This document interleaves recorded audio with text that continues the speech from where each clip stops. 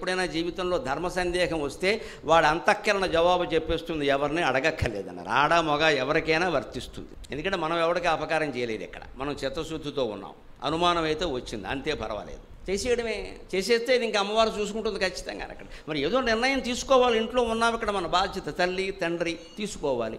కానీ మనకి ఏం తీసుకోవాలో తెలియట్లేదు. అనుమానం అయితే ఉంది, భయం అయితే ఉంది, మన బాధ్యత ఉంది ఇక్కడ. అటువంటిప్పుడు ఒక్కటే లెక్క, మీకు దుఃఖం కలిగినా భయం కలిగినా మీ పూజా మందిరంలోకి మీరు వెళ్ళండి. మీ దేవుడే మీకు అన్ని విధాలా సహకరిస్తాడు, అన్ని విధాలా ఆశీర్వదిస్తాడు. ఎక్కడికి వెళ్ళక్కల. అసలు దాని మీద మనకు నమ్మకం లేదు. ఎందుకంటే మన మీద మనకు నమ్మకం లేదు. మనం పెట్టిన బొమ్మాయి నువ్వేం తక్కువ దానివా, నువ్వేం తక్కువ వాడివా, ఎందుకు నువ్వు కించపరుచుకుంటున్నావు మిత్రమా? అహం బ్రహ్మాస్మి తత్వమసి అని వేదం చెబుతుంటే నిన్నెందుకు కించపరుచుకుంటున్నావు? నువ్వు ప్రతిష్ఠ చేసిన దేవుడు కంటే ఏ ప్రతిష్ఠ చేసిన దేవుడు నిన్ను రక్షించలేడు. ఇక్కడ అది విగ్రహమా విష్ణుమూర్తి సమస్య కాదండి, మనకు నమ్మకం ఉండాలి.